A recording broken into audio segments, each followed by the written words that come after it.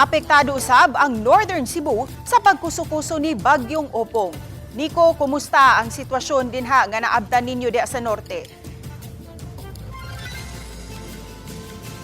Ses, nagbinuntagay gyud ang uwan sa dakong bahin dinhi sa lalawigan. Partikular na sa Northern Cebu nga naisa ang storm warning signals. Sa pantalan sa Dakbayan sa Danao, kansilado ang biyahe padung sa Camotes Island ug Isabel, Leyte. Muabot sa 40 ka mga pasahero ang na-stranded nga gipahiluna karon sa Danao CDRRMO Evacuation Center gikan pa kagabi. Miapod-apod hinuon og mga pagkaon ng LGU para sa mga pasahero, lakip na ang hygiene kits sa ilang panginahanglan. Dahil ang Coast Guard mo, sa mga sa evacuation, sa mga kauban na na-stranded, so immediately we responded the call. So ali din na sila ipamod. Nakasabot man sab kuno ang mga nanga-stranded sa paggaid sa mga barko. Simba ko lang po sir. Muna nga, di gid lang gilang mo larga kay aron nga, simba ko ba lang. Mao po ng ako, sir. Kulang po ang budget kay pagsiki naman ka dito palit-palit. Muna mo agwanta na lang ka sa gutom.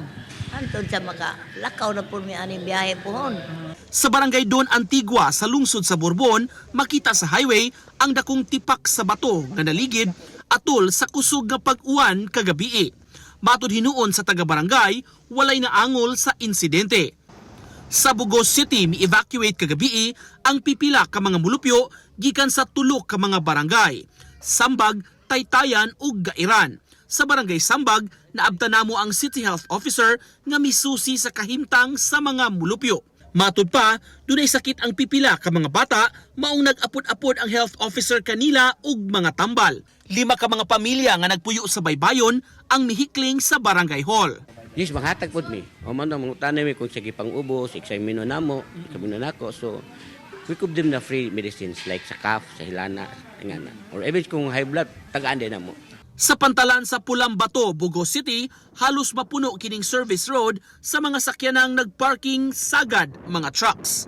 Nga stranded sila, human pabiling kansilado ang biyahe sa barko. Apektado ang mga biyahe padung sa Leyte, Masbate ug Matnog Port sa Sorsogon sa Luzon. Kay pabili ng storm signal sa norte, walay gitugutan nga makalawig. Nakantay lang po kami kung kailan ang biyahe. Meron naman po kang budget kaso lang yung kulang lang, allowance lang, pagkain sa kumpanya namin. So hinintay nyo lang talaga na okay na to, may clearance na? Opo. Makasakay lang kami barko para makabalik Manila. Sa truck lang kami natulog, stranded na kami, mag 3 days na ngayong araw. Yun sana na biyahe namin, kaso wala tayong magawa, dumating yung bagyo. Siyempre, di naman tayo payagan ng Coast Guard. Pasalamat na din kami dito sir, mataas yung lugar.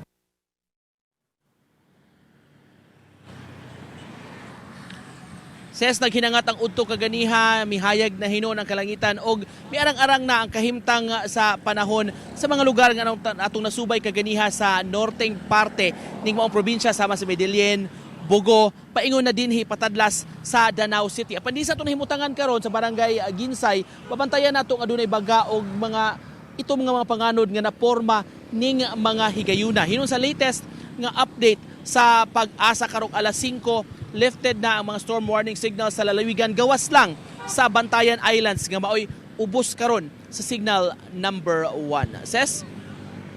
Dagang salamat ug amping mo Nico Sereno.